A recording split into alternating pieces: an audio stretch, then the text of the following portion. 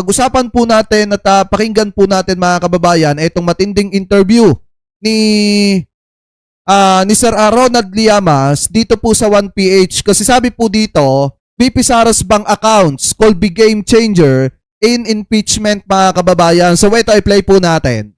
Very, very happy to have you with us this morning, sir. Let's talk about this next step in the impeachment process. No, so sufficient in substance. How significant is this step? And also, what do you expect the VP to be doing at this point? So far, she's been silent, but now she has 10 days to respond. Well, first of all, nabanggit ko na to sa mga several episodes sa inyong network. That the impeachment will proceed. It will pass sa Justice Committee and most probably it will pass sa voting sa plenary and get 1/3 of its members para yung impeachment ay umakyat na sa Senate. No? Ikalawa ay itong medyo mahalaga yung ginawa ng Justice Committee na tinanggal na or pinayagang tanggalin yung first at saka second impeachment para walang magamit si Sara Duterte na mga technicalities again para mag-file ng TRO sa Supreme Court. Tama. Kaya ang focus nila ngayon ay yung technically as well as substantially very strong yung third at saka fourth impeachment. Third ay magkakaroon ng parang semi or small trial sa Justice Committee as proposed ng Supreme Court decision. Ngayon mga kababayan, ito. Di ba binigyan ng 10 araw na ultimatum ito pong si Vice President Sara Duterte para po sumagot, mga kababayan, dito po sa Committee on Justice. Ngayon mga kababayan, sa inyong palagay, pupunta kaya itong si Sara Duterte mga kababayan? O magpapakita kaya ito sa kamera para po harapin yung reklamo po laban sa kanya or yung kanyang impeachment mga kababayan? Sa inyong palagay, sisipot kaya si Sara Duterte? Di ba matapang siya? Sabi ng mga taga-suporta niya. O haharapin kaya ni Sara Duterte itong kanyang impeachment mga kababayan diyan po sa kamera? Kasi binigyan siya ng 10 araw na ultimatum para po sumagot. Last year, pinatay nila yung impeachment ni Sara Duterte. So, may mga ebidensya na ilalabas sa Justice Committee in the next few days.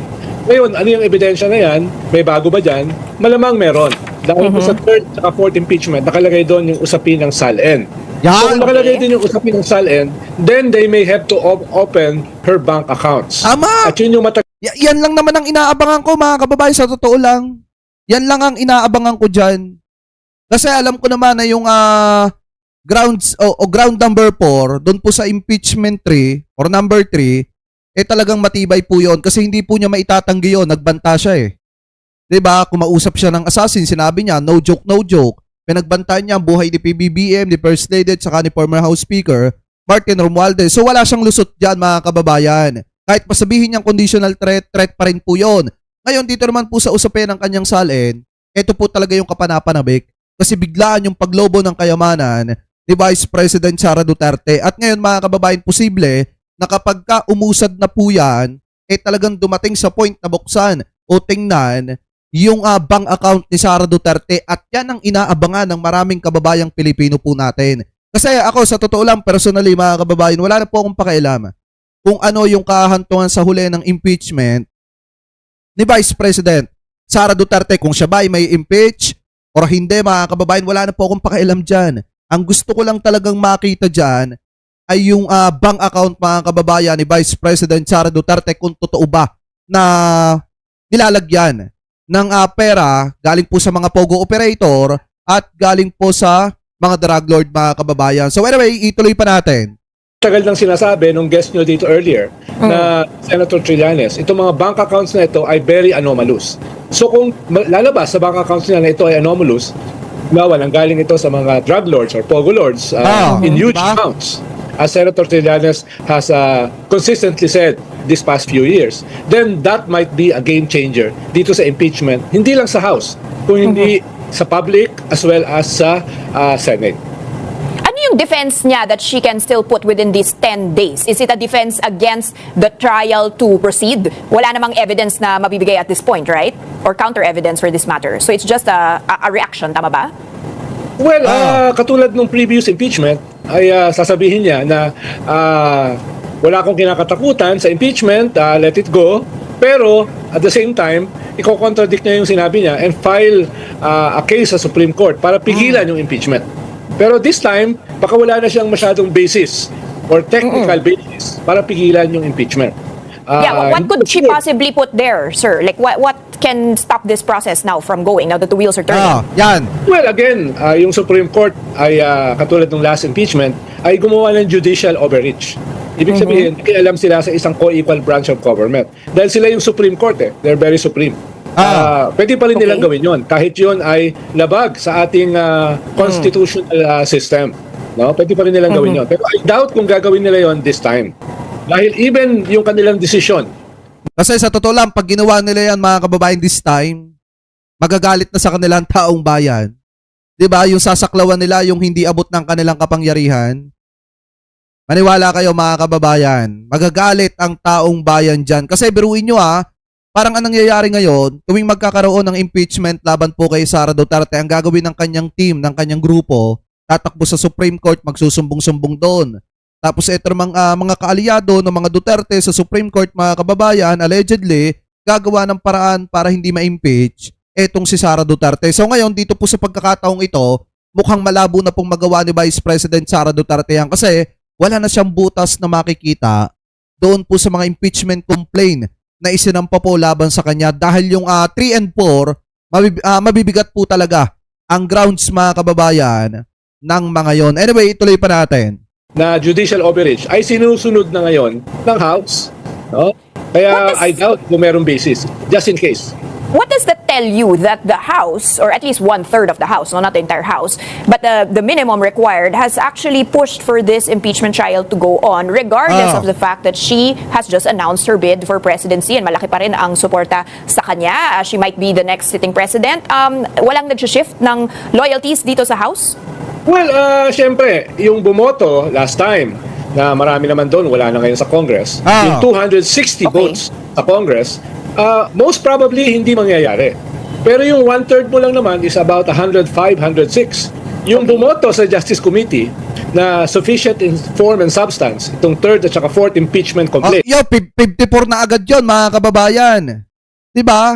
Biruin nyo, kailangan lang naman dyan 106 na boto para makuha yung 1/3 mga kababayan. Ngayon, kung mapapansin po ninyo, diba yung bumoto, doon po sa impeachment mga kababayan sa mga grounds. Kaya nga nagkaroon ng substance ito po mga aligasyon kay Sara Duterte nasa 54 po na kongresista.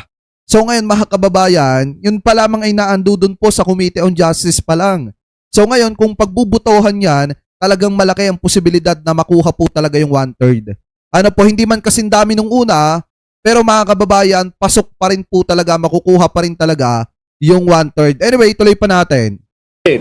Ay dadagdagan mo na lang ng another 52 para ma-reach yung 1/3. Katulad ng sinabi ko dito sa Morning Matters before, ay very doable yung 1/3. At kasi biruin nyo, marami ang majority mga kababayan sa Congress. At karamihan po dyan talaga hindi gusto si Sara Duterte. Itong botohan yesterday is proof of that. Dahil 54 na yung bumoto So 52 na lang yung kakailanganin mo. No? Kaya tandaan nyo mga kababayan ganito yung mga hindi pa nakakapag-subscribe sa akin, eto pagka nakuha yung 1/3 na boto para ma-impeach si Sara Duterte sa pangalawang pagkakataon, dyan sa kamera mga kababayan, wala kayong magagawa kung hindi mag-subscribe sa akin. Kasi ako, ang paniniwala ko dyan, ngayon pa lang sinasabi ko mga kababayan sa inyo, mai-impeach po talaga yan sa pangalawang pagkakataon. Maniwala kayo, makukuha yung 1/3 mga kababayan. Mas naging doable yung sinasabi ko before na 1/3 sa House para ma-impeach si Vice President Sara Duterte. Okay. Sir, let's go back to what she is even being impeached for, no?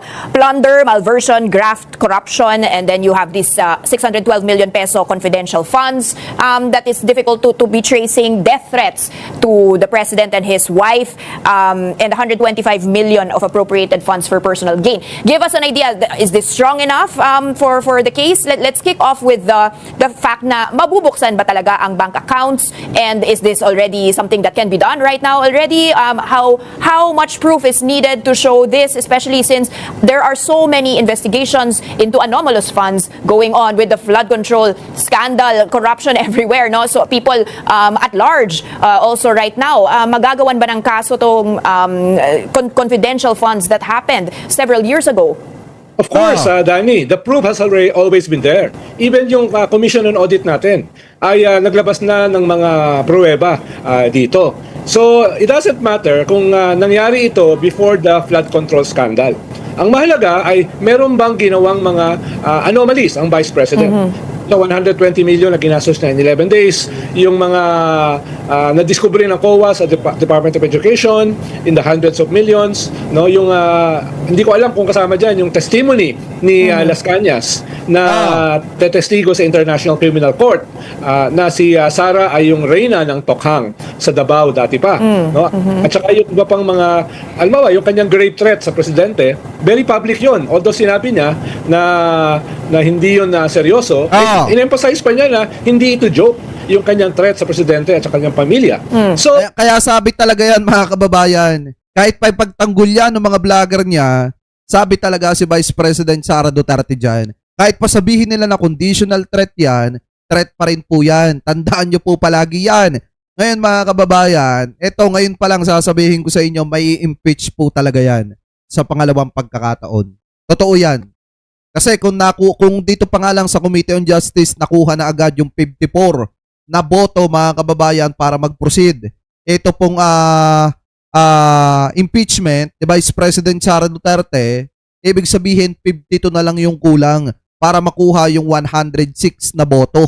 Biruin nyo kung yung 52 na yon buboto para ma-impeach etong si Sara, baka nga mahigit pa sa 1/3 yung bumoto dyan para ma-impeach etong si Vice President. Kaya ako, malakas ang kutob ko, mga kababayan, at malakas ang loob ko na sabihin sa inyo na may impeach yan sa pangalawang pagkakataon. very compelling at very definite yung evidence. Hindi lang siya nagamit dahil pinatay ng Supreme Court at ni Senate President Chis Escudero yung impeachment last year. Pero the evidence, hindi naman nagbago eh. Itong bank account ay posibleng madagdag dahil doon sa usapin SALN. Paano kung i-check Pero naman hindi ba po, yan? doesn't she need to be first convicted of these crimes before she can be impeached? So hindi ba Hindi. mahaba pa ang proseso na yun? Hindi. Just the fact that these are there She cannot be is enough. convicted because she cannot be convicted dahil impeachable person siya. Tama. So kaya nga ang ginamit laban sa kanya is impeachment dahil hindi siya pwedeng makonvict. Hindi siya pwedeng makasuhan. Okay. Kaya So- kung pwede kasi dapat yun na lang ang ginamit, hindi na impeachment. No? Okay. Kaya impeachment ang ginamit dahil hindi pwedeng mangyari yun. And this could also be the case if she wins as president. So she will have the next entire 6 years to not have any case filed against her. Tama ba? Yes. Except impeachment na lang yung recourse. Dahil kung sakali magiging presidente siya, mga kababayan, meron siyang immunity suit. Hindi siya pwedeng kasuhan kasi makaka-apekto yon sa kanyang trabaho bilang presidente ng bansa. Anyway, ay shoutout kay Ma'am Lori of Sweden ha. Mega love shoutout po. Kaya nga gigil na gigil si Sara na maging presidente agad-agad. Kasi biruin nyo ha, isipin nyo mabuti. Sa dami ng kasong kinakaharap ni Sara Duterte ngayon, nahaharap pa siya sa impeachment, mga kababayan, kung siya nga naman ay magiging presidente ng napakadali. Dahil siya naman ang successor ni PBBM, mga kababayan, lahat ng kaso na pwedeng isampa sa kanya, hindi po yun magpuproceed agad-agad kasi nga magkakaroon siya ng immunity suit. Di po ba? So hindi siya pwedeng kasuhan, mga kababayan.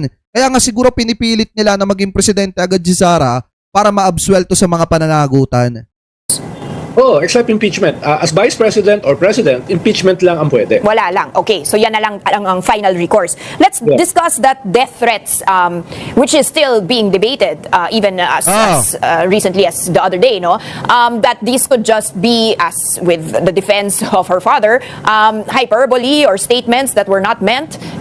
To what extent can the court use these as grounds for impeachment? The statements that she made and death threats against the president. Is there a strong enough course?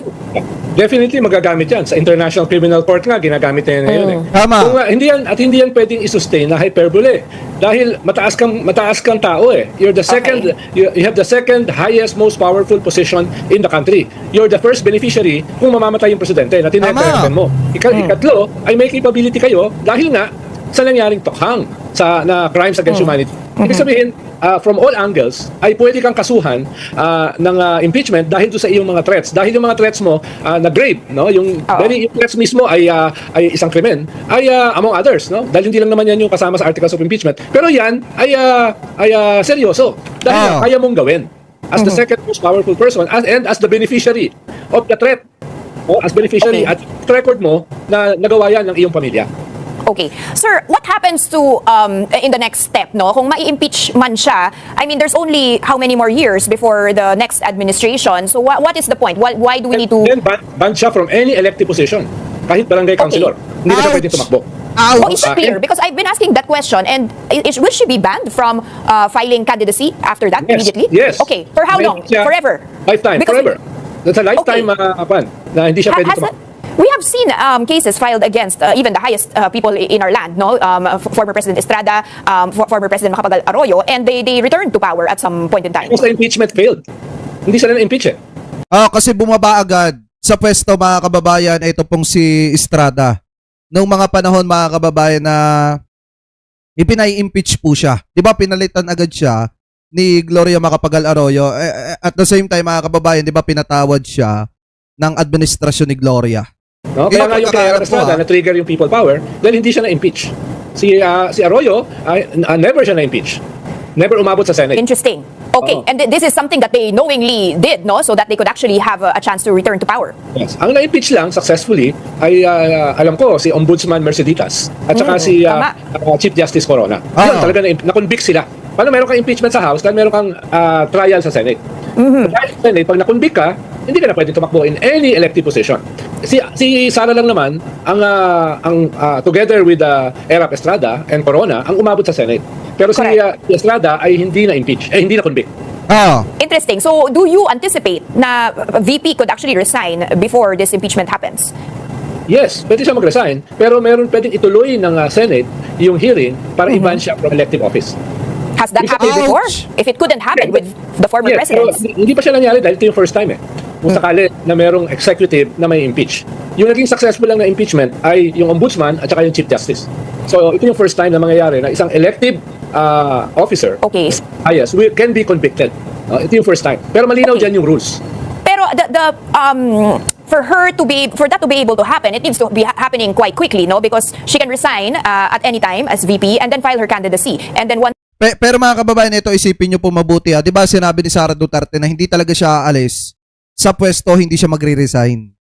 Kahit pa mga kababayan magkaroon ng impeachment, trial sa Senado, kahit pa makaramdam siya na siya ay magigilty, mga kababayan, mababan sa kahit na anong posisyon sa ating pamahalaan, o hindi siya makakatakbo in the future, hindi pa rin siya magre-resign sa pwesto niya bilang Vice President. Sa madaling salita, lalaban po itong si Sara Duterte.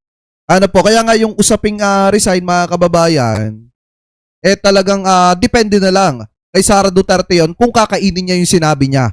Kaso ang problema, mga kababayan, mataas po ang pride ni Sara Duterte at mukhang hindi niya kakainin yung sinasabi niya, mga kababayan. Anyway, ituloy pa natin. Once that period is lapsed, wala na pong magagawa ang Senado, no, to withdraw that candidacy. Pwede pa ba? Yung filing ng candidacy, may date yan eh. Nangyayari yan sa 2027 pa. Correct, yes. Impeachment ay mangyayari sa 2026. Kung ang magiging record mo ay yung mga previous impeachment, mabilis yan. 2 to 3 months. No? 2 to 3 months. 3 months at most. No? At sabi ko nga, kahit siya ay mag-resign, no? Ibig sabihin, hindi siya matatanggal as Vice President, pwede pa rin ituloy ng Senado yung trial, hindi para tanggalin siya as Vice President, kung hindi para pigilan siyang tumakbo for any elective position in the future. Do you feel that this is gawa nga niya yung mga kasalanan. Okay, and do you sense that this is something that could really happen? To ban her from her. Okay. And this is the sentiment of the House. The House, no? The Senate is a different thing. Dahil sa House, 1/3 lang ang kailangan mo eh. Sa Senate, ang kailangan mo 2/3. And for now, the majority doesn't have the 2/3. So medyo matindi yung labanan sa Senate. Interesting. Okay. Very intense yan. Dahil nga, wala yung numbers for now. Okay. Sino po ang magiging VP kung ma-impeach si VP? Yan. Ano yung mangyayari transition ng... Sorry? Depende sa Presidente, Dani. Siya yung mag-appoint eh. No, pwedeng galing yan sa Senado, pwedeng manggaling yan sa Kongreso, theoretically. Pero yung Presidente magkukan kung sino yung papalit sa Vice President. Okay. Let's shift gears for 1 second, and I just wanted to get your quick thoughts on the anti-political dynasty bill that's So ito, ibang usapin na yan mga kababayan, pero maliwanag dito, kung sakali na ma-impeach itong si Sara Duterte, ang tingin ko mga kababayan na pwede maging Vice President, maalin po kay Tito Sen. Kaya, si Kiko Pangilinan, okay din naman mga kababayan. 'Di ba? Kasi biruin nyo, nung nagsalita si Miss Sharon Cuneta, 'di ba, sinabi niya mga kababayan maliwanag sa harap ni PBBM na kasama niya yung asawa niyang Vice President mga kababayan at nagkamali ng choice si Presidente. So ngayon, pwede rin naman mga kababayan, ito pong si Erwin Tulfo. Yun po yung mga nakikita ko mga kababayan na pwede na maging Vice President. Pero kayo, mga kababayan, ko kayo tatanungin sa inyong palagay, sino napupusuan ninyo or nakikita ninyo na pwedeng maging Vice President kung sakaling ma-impeach? Ito pong si Sara Duterte. Pero ang pinakamaganda kasi talaga dito mga kababayan, talagang kahit pala mag-resign si Vice President Sara Duterte, tuloy-tuloy pa rin mga kababayan ang paggulong ng kanyang impeachment trial sa Senado. Di po ba? Yun ang maganda. Ngayon, ang pinoproblema lamang po dito, kung makakakuha ba ng tamang bilang, yung impeachment ni Sara Duterte, diyan po sa Senado. Kasi maliwanag naman po yung sinabi dito ni Sir Ronald Llamas na sa ngayon, wala pa talagang bilang diyan po sa Senado. Pero ako naniniwala ako mga kababayan na kapag ka napipressure na, kapag ka napipressure na ang etong mga senador ng mga kababayang Pilipino po natin, baka bumoto sila para papanagutin ito pong si Sara Duterte. Pero kayo, mga kababayan, kung kayo po ang tatanungin, ano po ang masasabi ninyo, hingil po sa usapin po na yan. Comment below na lamang po kung ano po ang comment at opinion po ninyo, hingil po dyan sa issue po na yan.